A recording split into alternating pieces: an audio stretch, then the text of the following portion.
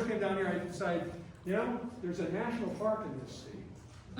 Or at least it's actually more than, but you know, there's a big national park down south, so I'm gonna go see what that park is all about. So I started in 2000, was the first time I went down there. We were real rookies. I hadn't done anything on saltwater. I knew nothing about tides. I did not grow up with tides. So, I mean, that was like 5 years education. Thank you. So, this is our subject. Forgive me for those who already know some of this information, but I just wanted to try to get the things that are sort of important to me.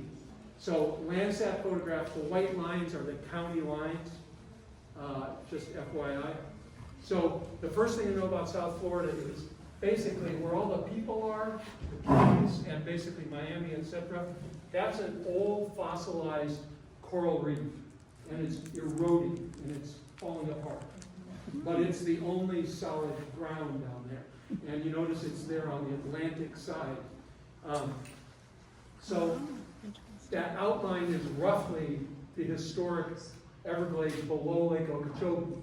Now, it's important to note that part of the Everglades system goes all the way up to Orlando. So, and I don't know that much about it, frankly, and I'm not going to touch on it, but just keep in mind, most of the water actually is starting way up in the center of the state. And so, these are the traditional flows in the Everglades proper, from Okeechobee down. So, some water goes east and west, but most of it comes down sort of straight down the middle there, you could say. And I want to call attention specifically to this big arrow here. So that's more or less what's called the Shark River, okay? And we'll come back to that. But that's the best picture I personally have of the so-called River of Grass. This is looking north about where that big blue arrow is. And so what that is all, I believe, sawgrass and other kinds of grassy stuff. And then the small trees are dwarf cypress. And that's something I don't totally understand. If there's a botanist in the room, they might be able to explain it. But these, I'm told, are regular bald cypress, but there's something about the conditions that they're growing in that keeps them dwarfed. So what's happened since Europeans, I should say, have been in the area, mostly the last 100 years. So the first thing is that, right? That really kind of stands out from space, that checkerboardy place. So that's called, I think, the Special Agricultural Zone, I think is the actual official name of that. And amongst other things, that's where all the Florida sugar cane comes from. And you can see that it's as big as the lake, or actually it's bigger than the lake. And that's a big lake. So essentially all the water that's used for agriculture doesn't go to the Everglades. Second thing is the Army Corps of Engineers has put in, you can see these lines, some of them are dikes like this line across here, so it's basically a dam, right, to keep the water from going forward. And then they've got all these canals that divert most of the fresh water over to where all the people are. Again, water that does not go to the Everglades. And then, notice anything odd about this green line here? Something happens about right there. Anyone know what that is? Naples. It's actually south of Naples. Naples, just for orientation, Naples is actually up here. It is Marco Island. One of my books says that basically that was such a horrendous ecological disaster that they changed all the regs after they developed Marco Island, so it couldn't happen again. It was a tiny little fishing village. My wife Kathy, when she was a little girl, went to school there. And it was all it was a mangrove island, so it was all surrounded by mangroves, and all the mangroves are obviously gone. So this is the park. So according to one source I read, it's really about 20% of the historic Everglades. The historic Everglades, if you include the part above Lake Okeechobee, I'm going to round it up a little bit, about 8,000 square miles, which I thought, wow, that seems like too much. But then it turns out that the state of Florida is something like 64,000 square miles for the whole state. So that sounds about right. Anyway, so that's the part that's been turned into the national park. So how do you get around? Now, it is a place where in general it's allowed to have power boats. Personal watercraft, little jet ski things, those are not allowed. Drones are not allowed. So there is some regulation like that. But if you've got a regular old fishing boat like you have on Lake Santa Fe here, have at it. Now you have to deal with tides, et cetera, and people do get stuck. I've been stuck myself. So here's my humble beginnings. This is about the 4th trip I took. That's just a simple fiberglass canoe. And you can see we're beginning a long trip, like an 8-day trip. So there's no fresh water, no guarantee of any kind of fresh water. So you can see there are a bunch of water jugs in the middle there. We probably had 4 6-gallon jugs of water. I briefly rented, and when I had like an extra person, an odd person, we could rent a kayak and things like that. So I've been in so-called ocean kayaks a few times. They're not bad. One of the problems is though there's often no place to get out.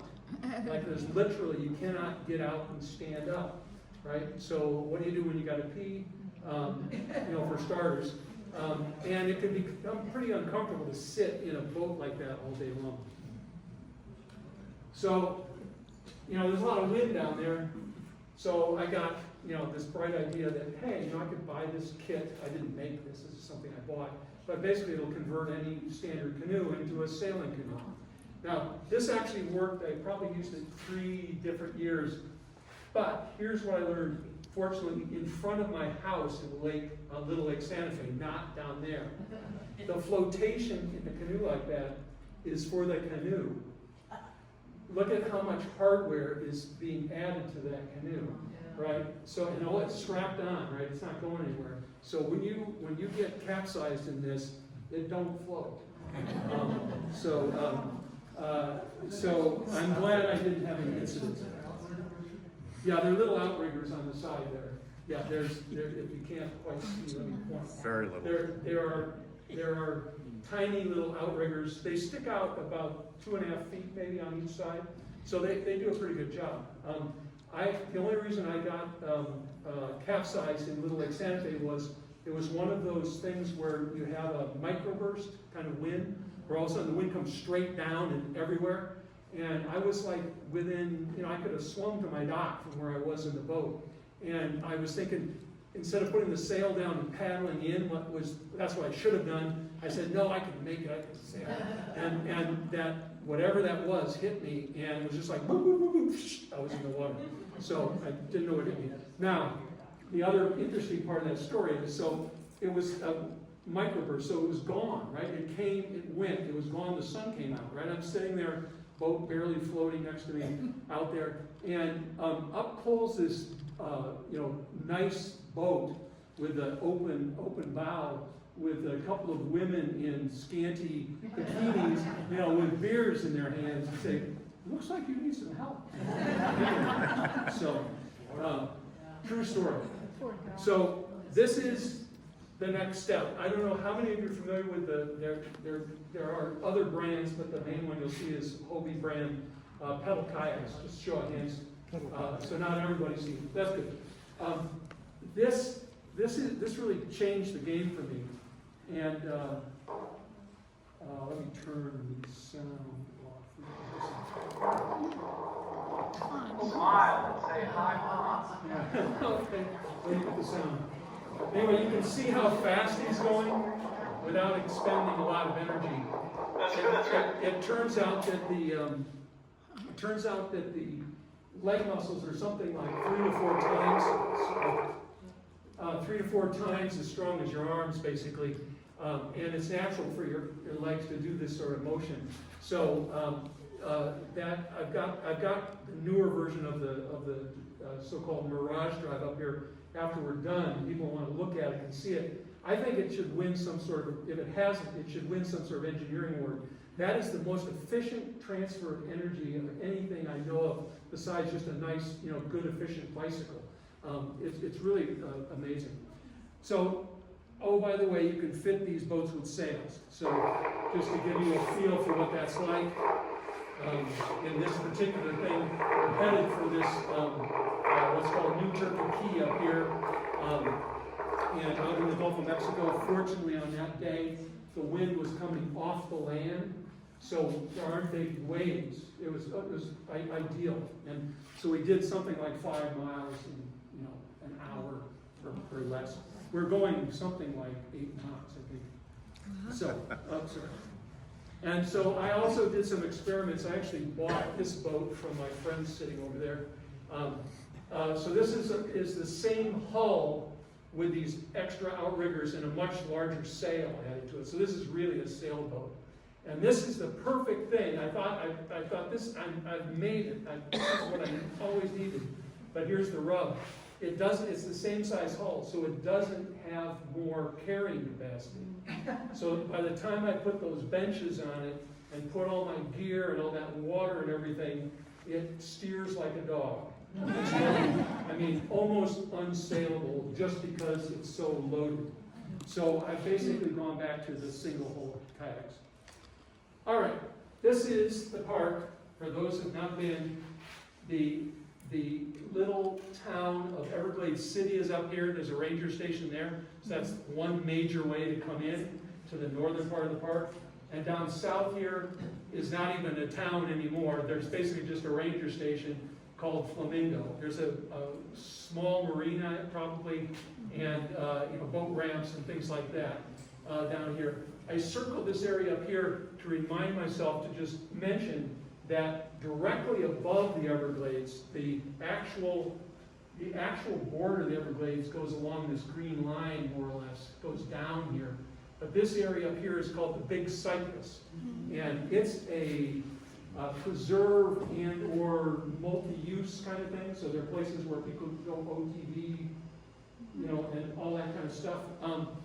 This area right here, though, just above the Everglades, is quite nice. There are trails, and it's most years it's wet boot hiking. So the picture I've got here is a year was really, really dry. We actually, one of those rivers we were supposed to go in was dried up, so we decided to take a hike. And you can see this bedrock here. What that is that limestone sort of karst stuff that's under us all the way up the floor of the peninsula. And it's just like Swiss cheese, and it's all kind of crumbling and washing away.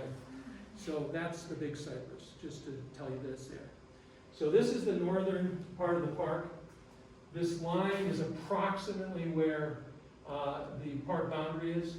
This is Marco Island. And so this entire archipelago here is referred to as the 10,000 Islands for obvious reasons. Yeah. But it's just important to realize that not all the 10,000 islands are actually in the park. But you can camp on these barrier islands right out here, Picnic Key and Tiger Key, as for a starter. Everglades City is that little sliver right there, and this little guy right there is Chokoloskee. It's an island. There's a 3-mile causeway, and this to me is mind-blowing. Chokoloskee is a shell mound. So Native Americans for something like 10,000 years shucked oysters there and became an island. And there's probably 500 people living on it or something. I mean, it's a substantial sized island, and it's a shell mound, So here are the 10,000 islands. These are sort of the regions. And then there are these series of very short rivers. You can see them all here. And so none of these rivers is more than about 5 to maybe 10 miles at the most long, depending on how you measure it. They're all tidal. So that means in the morning, if you go down the river, the way the river normally works, in the afternoon, if you're lucky, you're going to come back up the river, flowing backwards with the tide. Or, like I did in the early days, you can do the opposite. I'm serious, and it's not fun. You learn it very quickly. Don't do that. Time it. A side story: we once, really hauled ourselves through the outlet of one of these rivers. We got to our little sandy key to camp on, and the prior people were still there. And they're sitting around in an easy chair, kind of, lawn chair kind of thing, reading a book. right, in the shade of a tree. And, you know, and it's getting late in the afternoon. But they knew, they were smart enough to realize you don't want to go out there when the tide's turning, right? You want to wait until the tide's already done most of its thing. So they said, yeah, come on, start your camp, we're going to be leaving. But they weren't out there roughing it the way we were. And then there's this series of inland bays you can see here. Most of these are approximately a mile across, just to give you the scale. Some of them maybe 2 or 3 miles across. And they intersect with all these rivers. I'm going to focus on 2 areas. This area right here is called the Chatham River, or the Chatham Bend. And this area that looks like a burn spot, you can see right there, is called Gopher Key. The main reason I'm going to focus on is A, for people that are interested in doing their first trip down there, and B, to show you probably the hottest birding spot. So this is Google Maps. This is a fun area. So this is the Chatham River. This horseshoe-shaped thing out here is called Pavilion Key. You can see the big spit of sand on either end. And this is a valid campsite. And you can see these little green things are other campsites. This little peninsula, or whatever you want to call it there, bend in the river, is called the Watson Place. And so if you actually are interested in the history, pre-park history of Europeans, again, not the Native Americans, my understanding, basically died of things like smallpox, measles, etc. So the natives were all gone by the time these Europeans were. But there was a man living out here, and that's why it's called Pavilion, because he had a pavilion on Pavilion Key. And he was a plume hunter, as were many of these people. But this fellow named Watson lived here. He had 40 acres of sugarcane out there in the Everglades. You can still see the big cauldron at the campsite where he would render it down into syrup. He had something like a 21-foot little skiff sailboat. And at least the way the stories come to me, he would sail that sailboat up and down. Now keep in mind, this is a tidal river, and a lot of this is really shallow. So he'd take a sailboat from there, get it out in the Gulf, and then to sell his product, he would go all the way down to Key West. So he wouldn't go north, he'd go to Key West. Which it actually makes sense when you see a larger map to realize, you know, the nearest place at the time was Fort Myers. So instead of going north, he'd go to Key West. And then he'd come all the way back and get it back up to his little place on the Chatham River here. Now, I'll point out a couple of other things that are of interest. So this campsite doesn't look like much on this little tiny kind of rivery thing here. That's called Sweetwater. That's probably the closest to the fresh water anywhere in this upper part of the park. And so the water gets clear, and there are gators all over the place. The gators don't like they tolerate but don't like the brackish, salty water. So the gators tend to be where there's fresh water. And I'll come back to gators in a second. There's another place where, again, another man lived. It was a high spot, maybe a shell mound, called Darwin's Place right here. Anyway, this is the typical canoe trip. In fact, what I more or less have done several times, is to come out here, sleep on one of these keys. There's 2 or 3 other keys you can be on. Go up the river, camp here or here, and then you proceed up these bays, and you kind of come around and down another river up closer to the park headquarters. So if you're interested in that, I can recommend this book. So the way the audiobook version of this book is, the book is as if it's diaries. So this is historical fiction. It's based on real people, but it's historical fiction. So you have 4 diarists, and they're each telling their story. The audiobook version has a different voice for each one. It's done very well. So what the basic story is, Mr. Watson would kind of do business deals or do land deals or whatever with some of his neighbors, or not. and get along with his neighbors in certain ways. And then those neighbors would just sort of disappear. All of a sudden they just weren't there anymore. And so the people in Chokoloskee were getting very suspicious, right? And so Mr. Watson came, later in this story, he actually got a boat with a motor. So he had a small skiff with a motor, and he motored up to Chokoloskee for supplies, and a posse, essentially, of citizens met him, all with long guns, apparently, and shots were fired, and Mr. Watson got shot. So, and you can go to the place he got shot. It's called the Smallwood Store. It still exists on Chokoloskee. So that's the story of Mr. Watson, as it came to me. This is a person who should be everybody's hero. So I don't know how many have heard of him, but Guy Bradley, in 1905, he was a deputized, meaning he was a sheriff's deputy at the time, out guarding the rookeries, okay? Because the plume hunters were after all the big white birds. You know, when they're in season, right? They've got those really nice showy feathers, and so he was murdered. And I think two other, I don't have their names, but I think at least two other of these officers, these rookery guards, were killed in that era until they made it illegal. They made the plume trade illegal, and that's what shut everything down. But anyway, so Guy Bradley, he was buried near Flamingo, and so the man is in the ground. There's a tombstone, and then somewhere there's a plaque.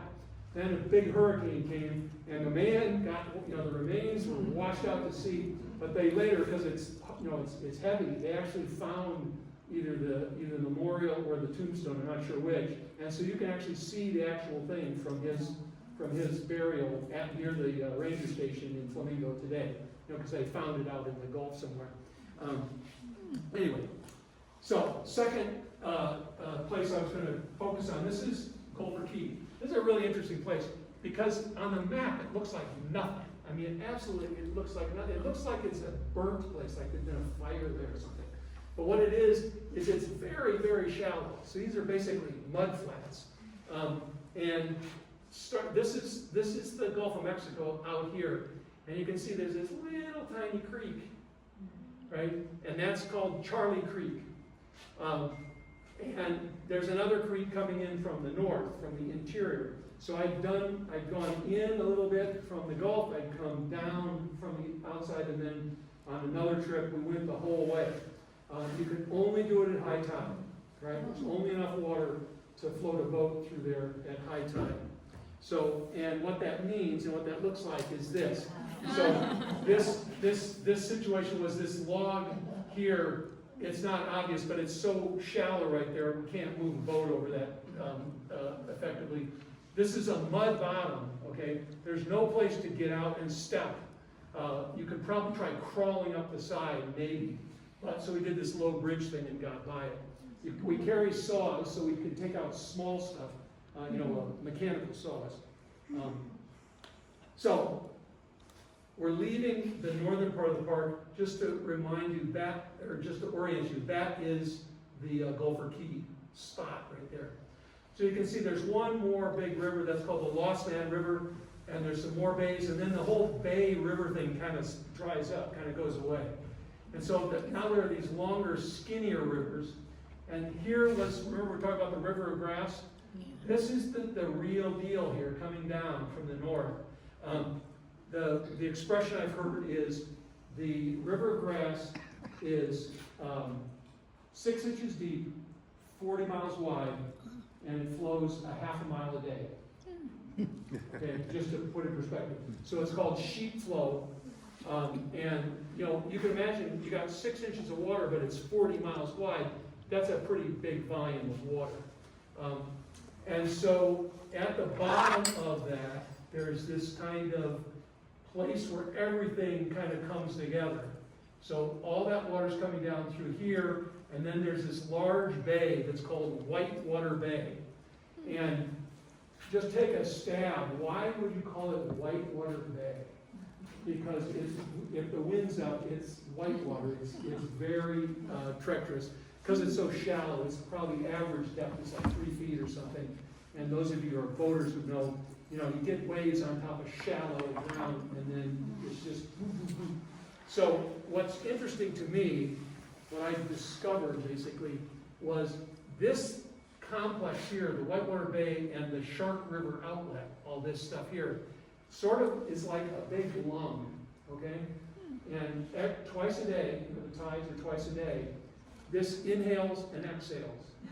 And if you're there when the moon is here full, you know, when the tides are highest, and you get on either the incoming or outgoing tide, a lot of water is moving, because it's a almost 4-foot difference between low and high.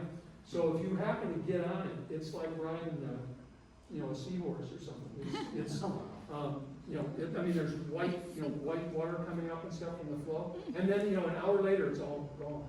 It's remarkable. Anyway, it's a cool place.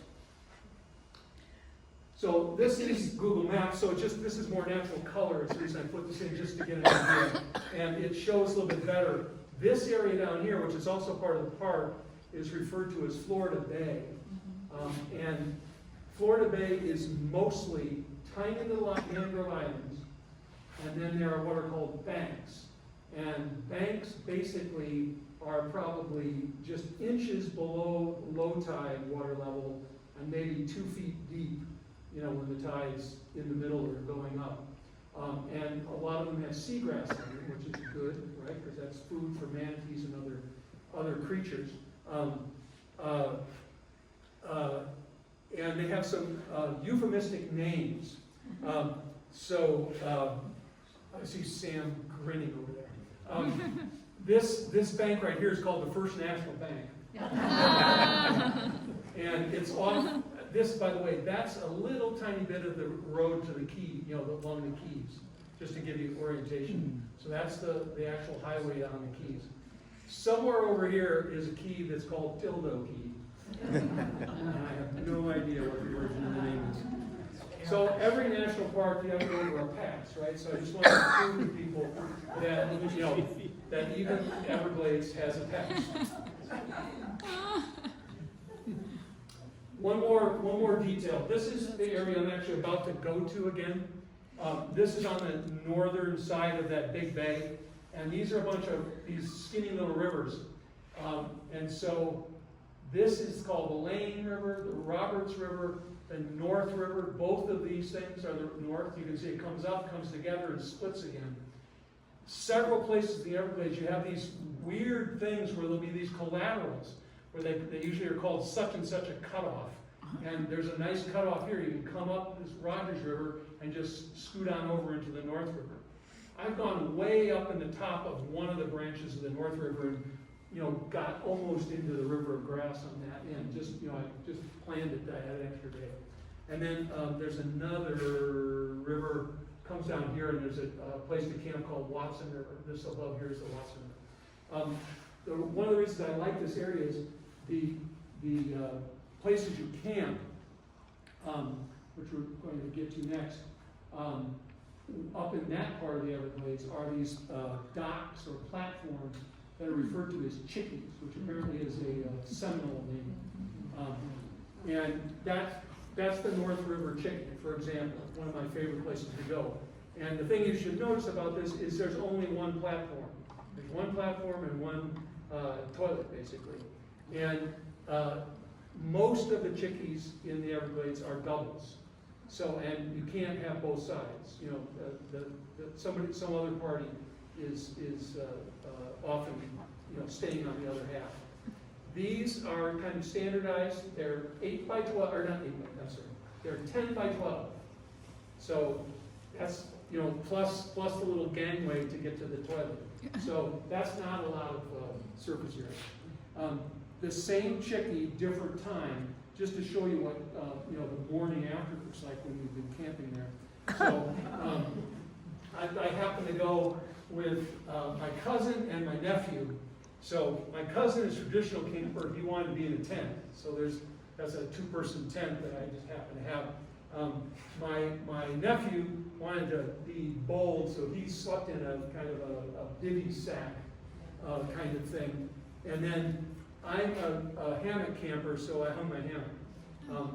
I've done the hammock thing now 2 or 3 trips, and I'm a real believer in hammock camping. Anyone's interested in hammock camping, you can talk to me afterwards.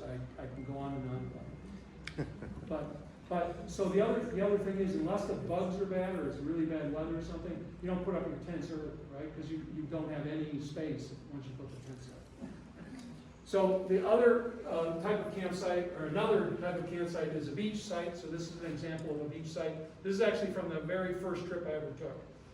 So when we were complete neophytes. This place is called Hog Key, which should have been a hint. Okay. So when we got there, we noticed that, about, 6 feet above the high tide mark, there was it was like somebody took a cultivator thing in there and just dug everything up. It's like, what the heck? What is this? We don't understand. So sure enough, we're making dinner, and this big, tuss, that kind of thing, or comes up the beach right towards us, and then he got about 150 feet away from us, and he just did a right angle turn. He went back in the woods, he went around us, came back out, and then just kept going. So it was very nice. We met the mayor, is what we were talking about. So there are feral, I've seen feral pigs probably 4 or 5 times. You never know where you're going to run into them, but I mean, it has to be high ground. I mean, they have to have something to walk on. They're not swimmers, to my knowledge. Oh, so. And the final type of campsite is called a ground campsite. So there's no beach here. This actually, I'm not exactly sure what it is, if it's man-made or not, but this is almost like a sidewalk, like somebody laid down concrete. It might just be the natural rock there. This particular site is called Willy Willy because supposedly there are Indian burial grounds somewhere nearby. We were never aware of where those were. But that gives you a sense of where you stay. So, now on to the birds. All right. Nobody has to guess what this is, correct? Yeah. So, one of my favorite birds. That is not, looking at it that way, that's not an all-black bird, right? Nope. So, everybody says that they're all black. They're beautiful birds. I love them. This guy, you'll notice he's sitting on the rudder of my kayak. So they get, I think, habituated to especially places where the fishermen are known to be. So, they get, pieces of bait, et cetera, et cetera. So he was being friendly. Anyone know what this is? Jellyfish is a good guess, and you could say it's a relative, but it's actually technically not a jellyfish. It's a comb jelly. Comb like comb your hair. Comb jelly. And so here's my story about comb jelly. So I'll give you 2 real quick. So the first trip we went to, we stayed at a place where the sun went down, starry sky, reflection, no wind, so nice smooth water. But, stars in the sky, stars on the water. Stars in the sky, stars in the water. And then I started to notice, there's like extra stars down in the water. And we couldn't figure it out. And they're effectively like giant lightning bugs in the water. It was like, what the heck? Then we get up, that same night, we get up to pee, right? And you whiz off the side of the platform. And it erupts in blue light. As there's the phosphorus and algae. Second story, I've been probably 8 times at night. 4 of them were voluntary and 4 of them were involuntary, shall we say. So one of the times I was there involuntary, but it was a nice night. It was good temperature, no bugs, nice little small breeze, a perfect night to be out, starry sky. Really nice night to be out, and I knew basically where we were going, so we weren't lost. It was all those good things. So, but we're in this fairly shallow stuff, coming to that Sweetwater place I was telling you about, and it's dark, and we're not using flashlights, so it's dark. You put in your oar, and you'd scare a fish, and that fish would, right? And as he went, that lit up blue. And then he'd scare other fish, and they'd go, poof. So it was like there was underwater fireworks. It was just like fireworks, like chrysanthemum kind of shaped fireworks, underwater in blue light from the fish. Anyway, so I saw these were dead, I'm pretty sure, because they were up near the surface in the daytime. But I said, those are big enough, like I could try to figure out what that was. I have a bucket, and I got one out of the water with a bucket. And then got some good pictures and later identified it. That was my lightning bug. I figured this out 13 years after the fact, that was what I saw. So anyway, enough about comb jelly. What do you call There it? are lots, pardon me? What is it again? Comb. Comb, like you comb your hair. Oh, okay. Yeah, it's like a jellyfish, but it's in a different class, a different phylum. How big is it, Richard? It was probably an inch and a half. Wow. And look up, go Google, or not Google, like a YouTube, go to YouTube and type in comb jelly, and then there's some photography of live comb jellies, and they're spectacular, because it's like a light show going to Vegas. They got all these, it's like they got Christmas tree lights on the sides and all this stuff. These are not that elaborate. Anyway, dolphins are all over the place. They love it when the tide changes, both coming and going. So if you're in a place where like it's an entrance or something, and it's time for the change of tide, you're almost guaranteed to see them. That big bay, I'm pretty sure that the mother dolphins like to take their young there, because I've seen a mother and obvious juvenile together in Whitewater Bay many times. Anyone know what that is? Frigate bird. Yeah, so I've seen these as far north as St. Petersburg, and often they'll be in flocks. And this is just the best picture I have. So that's a magnificent frigate bird. So it's coming all the way, from like the Galapagos Islands and stuff like that. They used to be up to Cedar Keys. How wide is their wingspan? I forgot. They're probably about like that. The fun fact about frigate birds is, of all known flying anything that have ever lived on the planet Earth, the frigate bird has the highest lift to weight ratio of any flying thing that's ever existed. I mean, they're quite remarkable. The other thing that's really odd about them is they do have small webs on their toes. They got a little bit of web feel. They cannot go down on the water. If they get down in the water, they're dead, because they can't fly up again. So they have little web feet, but they've lost the ability to alight on the water. So Gopher Keys, remember I said that's like Bird City, so I haven't seen them every time, but so what are these?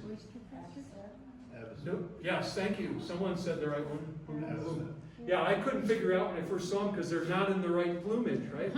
Avocets have this nice orangey brown necks. They're in their winter plumage. But yeah, there are about 100 avocet back there. So unbelievable. So 1 year. No, this has got a happy ending. So there was 1 year where it froze all the way down there. It had a hard freeze in the Everglades. Everglades around 2010, 2011, somewhere in there. And so it just happened to be that we had planned a trip immediately afterwards. So it already started to warm a little bit. But there was dead stuff all over the place. So there was, the limbs were down, and there were dead fish everywhere. We saw a dead manatee, a dead skate, a thing that's in the ocean that was about that big, dead skate. And so this morning, we get up to go south again, and we're looking out over Whitewater Bay, and there's all this flotsam and jetsam out there. And it's one of those days where it's not foggy, but it's misty, so that it's not sunny yet. It's like low clouds, really kind of claustrophobic, gray, very impenetrable. But way out there, we could see that every once in a while something went about this, about that fast. So we said, what the heck? Something's out there. Let's go see what it is. So this is a mangrove cuckoo who was really close to death when we picked him up. Just to show you how bad off he was, he allowed me to pick him up and handle him with no response at all to me, in any kind of fright or pecking or anything like that. So I just picked him up, put him down by my feet, that's where he is there.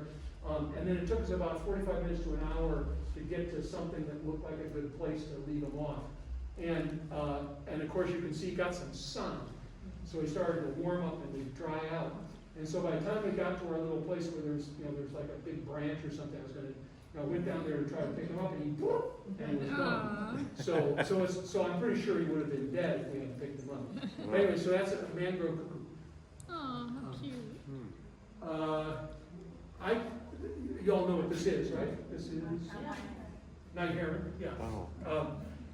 And they're solitary night. They tend to be solitary. You'll see them almost anywhere.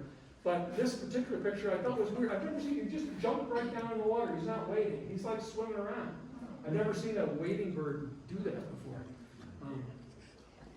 This guy is on a sign, obviously. Actually, it's a manatee zone sign.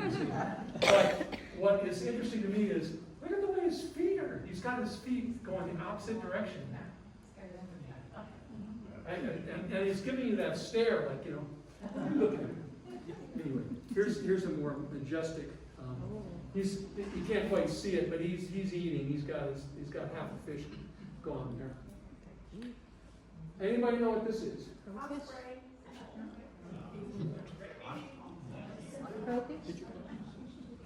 This, I'll give you a hint. This is our carnivorous plant. Yes, thank you. Bladder. And What is it? the yellow variety lives in our lake here. We couldn't hear what you said it was. It's a bladder wort. Thank you, that's Yeah. what we thought. So basically the way it works is all these little things underwater. The plant is basically an underwater plant. All these little circular things, spherical things, are little traps. And little insect-like things that are called water fleas crawl in there and can't get out and it digests them. And then once a year for like 2 weeks, it's a flowering plant, right? It's evolved from flowering plants. It's still got to get a flower up there and do pollination and all that stuff. So it sticks up flowers. And the rest of the time it's just underneath the water.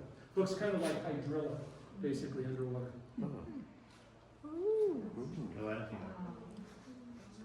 You said a species. Okay. So this is a bromeliad. Generically, this is a bromeliad. I mentioned the year we went for the hike in the big cypress. So this is actually the big cypress. We just happened to time it right to see them all blooming. Aww. Yeah, Galeno, always a popular bird. I love this shot because this is like bird convention, right? So you got all these little, I think, sanderlings, but peeps, right? A bunch of little birds. And then you got all these terns. And then look at all those orange bills. And that's a lot of oyster catchers. So you'll see collections of that kind of bird a lot. As the tide goes up and down, there'll be something exposed and they like to hang out. Here's a local friend. This is a red-shouldered hawk. Very tame. He was, there around the campsite and used to people being around. These guys, this is where you launch your boat at Everglades City, where you launch your canoe.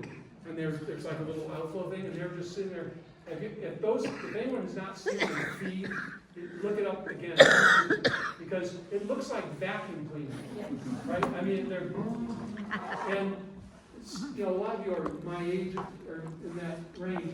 I swear there was some cartoon, right, that had a kind of bird-looking kind of animal, Dr. Seuss kind of animal, looked basically like that, except it had like a trumpet-shaped bill.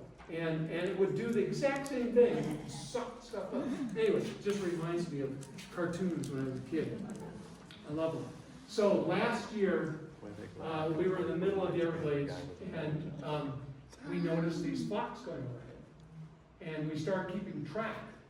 And we think we saw 70 spoonbills come across in maybe about 20 minutes. They're obviously going to roost somewhere near dark. So, we saw a big percentage of all the spoonbills that are there. They're not that common. Alligators. Last story. So this is Sweetwater. Somebody's been feeding the gator. Okay, or gators, plural. But this one was a bad gator. And the way you tell it's a bad gator is you get there, and instead of going elsewhere, they come towards you. And then you know, once you don't do anything for a while, they come closer, right? That's bad gator behavior. So we then didn't do anything and I was with a person who's not used to this sort of stuff. So he was even more worried than I was about it. But we didn't go down in the water, we didn't go on a local canoe trip or anything, and we said we're gonna not go near the water because there's a bad gator there. Oh, and it made worse, there was obviously signs that had been posted, but it's the kind of thing where they just took laser printed stuff with laminate and put it up, and it got torn. So you could see, you know, warning, bad gator, dangerous, right? But you couldn't see the actual, it was big, I mean, it would have been worse to have those signs that way, no sign at all. Anyway, so here's my story. So I'm in a hammock, and, you know, I've got to wake up and pee and things like that, right? So there are reasons you're awakened. And so, and it's dark, right? No light at all, not even glow in the sky. So I'm laying there in the hammock, and then what sounds like 20 feet above my head, because I'm hanging horizontally, right? The water's right over there. So about what to me I perceive as being about 20 feet above my head, I hear 3 wet breaths. Like they were definitely, you know, breaths. And then it turned out, it'd take me about 15 minutes, 20 minutes to try to get back to sleep, and then there'd be 3 wet breaths. I thought, that darn thing has camped out. It's going to, you know, try to get us in the morning, you know. I'm sitting there worried. Anyway, in the morning, to make a long story short, so I didn't sleep very well. But anyway, in the morning, I got to look at, and then I get up with my flashlight. You're supposed to be able to see their eyes, right? You see, and I never saw eyes. Never saw anything. I just stopped looking. Anyway, I got up early, and, you know, right at dawn, and I saw a manatee. And so what manatees do when they sleep is they get in a place without any current, and they just sit there on the bottom, and half their brain's awake and half their brain's asleep. And the part of the brain that's awake can take them up to the surface to breathe and take them back down, and then they switch, right? And so I was sleeping with manatee. All right, I'll wrap up. Terns, love them all over the place. This is really typical to see terns. If it's breezy at all, they like to perch like that. There's almost always a tern on top of the signs. That just shows you there are no marked trails down there except through the middle. This is for power boats, not for the canoe people. It's called the Wilderness Waterway. And down in the Whitewater Bay, it's actually considered to be coastal, so it's actually the Coast Guard that does the signage through there. And then the upper part of the park, these are Forest Service signs. The numbers are not mileage, they're serial numbers. So on the map it'll say, you know, what is this, 103. It'll say 103 is supposed to be here, so you can, and half of them are been blown over out there. You know, that you have to kind of read between the lines. White pelicans, love them, right? We've had them on the lake. They seem, my observations, they seem to like to go up and soar just to be social. Like I know they're not going anywhere. They come back down and stay in here. They just go up 500 feet in the air and just pull around. This picture I love because there's a mature, right? You can see by the head, that's a mature brown pelican. Look at how big. Good Lord. And he's closer to the camera, right? Yeah. Look at how big those bodies are compared to that little puny thing. These are massive birds. It's unbelievable. This is the heaviest as far as weight goes, this is the heaviest North American bird. Really? And I think it's at least 35 pounds. So that's a big bird. And they fly like angels. I mean, they soar like the best soars out there. Really odd thing from last year, I think, after consulting various keys and things, I think this is called a zone-tailed hawk. It might have been a black hawk, but something about the tail tells me it was a zone-tailed hawk. And it turns out it's not supposed to be in the Everglades at all. Right? It's not part of its range.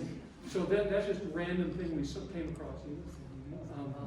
Going to the south, all those little islands in Florida Bay, every single little mangrove island had a single bald eagle Wow. perched like that during the day. It was funny.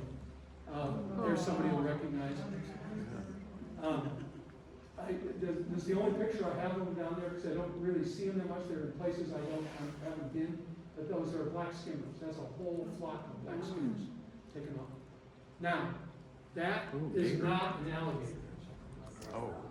It's probably 10 or 12 feet long. And it's just sitting on the bank. This is what's called the Buttonwood Canal. So this is maybe 30 feet across, 40 feet across. It's the most man-made canal. And this is about a quarter of a mile from the ranger station, marina, and there's like little kids going around in kayaks and stuff. So I read up on this because last year they had an incident. I thought the guy was killed, but he was not killed. So a guy was in some sort of small sailboat. I assume he was something like a sunfish kind of sailboat, and he capsized fairly close to where the ranger station was. And he was trying to swim the capsized boat to the shore, and he got bit on the leg by probably that guy, because there aren't that many of them. These are endangered. They're to the east, where there's a power plant, Turkey Point. That's a preserve for them. Okay, but they're being rehabilitated. They're being successful, and they're spreading out. So this big guy is down at the ranger station. What is that? Pardon? What is it? This is an American crocodile. It is not an alligator. It is, I'm sure, not something you'd want to meet. He was obviously cool and collected. There's so many white birds in this picture you can't imagine. I'll just skip.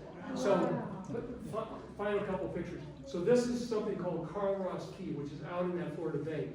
They've got buoys out saying, do not approach, kind of thing. And there were more white pelicans and other birds there. I could not believe it, how many of them were there. Again, I just love white pelicans.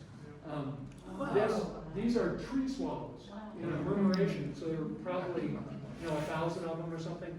And so the story of this is we got embedded in this, and it was like it was raining. It was their poop. But the good news is their poop, not the white stuff, but their actual poop is just chewed up insects. The exoskeleton of insects. So it's like this little fluffy things floating down. So, all right. You know that, and it just turned off, so we're done.